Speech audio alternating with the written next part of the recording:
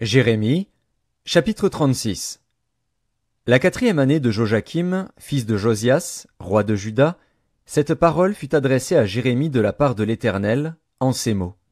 Prends un livre, et tu y écriras toutes les paroles que je t'ai dites sur Israël et sur Juda, et sur toutes les nations, depuis le jour où je t'ai parlé, au temps de Josias, jusqu'à ce jour. Quand la maison de Juda entendra tout le mal que je pense lui faire, peut-être reviendront-ils chacun de leur mauvaise voie. Alors je pardonnerai leur iniquité et leur péché. Jérémie appela Baruch, fils de Nérija. Et Baruch écrivit dans un livre, sous la dictée de Jérémie, toutes les paroles que l'Éternel avait dites à Jérémie. Puis Jérémie donna cet ordre à Baruch. Je suis retenu, et je ne peux pas aller à la maison de l'Éternel. Tu iras toi-même, et tu liras dans le livre que tu as écrit sous ma dictée les paroles de l'Éternel, aux oreilles du peuple, dans la maison de l'Éternel, le jour du jeûne. Tu les liras aussi aux oreilles de tous ceux de Juda qui seront venus de leur ville. Peut-être l'Éternel écoutera-t-il leurs supplications, et reviendront-ils chacun de leur mauvaise voie.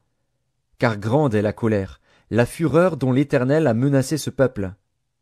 Baruch, fils de Nérija, fit tout ce que lui avait ordonné Jérémie, le prophète, et lut dans le livre les paroles de l'Éternel, dans la maison de l'Éternel.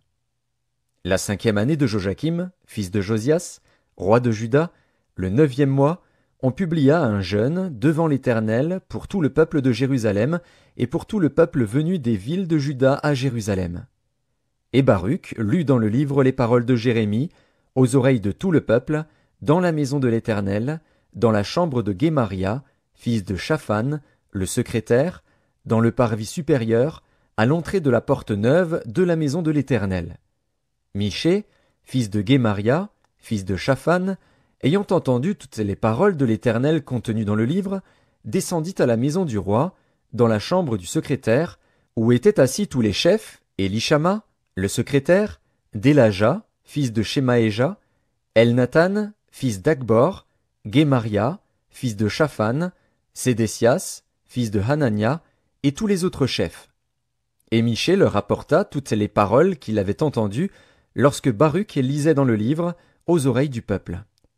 Alors tous les chefs envoyèrent vers Baruch Jéhudi, fils de Néthania, fils de Shélémia, fils de Cushi, pour lui dire « Prends en main le livre dans lequel tu as lu, aux oreilles du peuple, et viens. » Baruch, fils de Nérija, prit en main le livre, et se rendit auprès d'eux. Ils lui dirent « Assieds-toi, et lis-le à nos oreilles. » Et Baruch lut à leurs oreilles.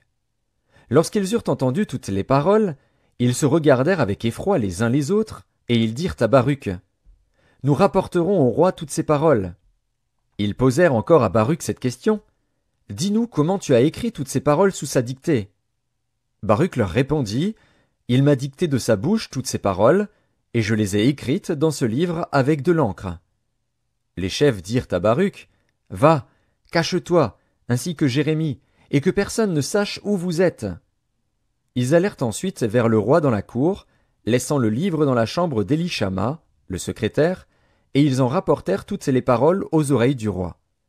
Le roi envoya Jéhudi pour prendre le livre, Jéhudi le prit dans la chambre d'Élishama, le secrétaire, et il le lut aux oreilles du roi et aux oreilles de tous les chefs qui étaient auprès du roi. Le roi était assis dans la maison d'hiver, c'était au 9e mois, et un brasier était allumé devant lui.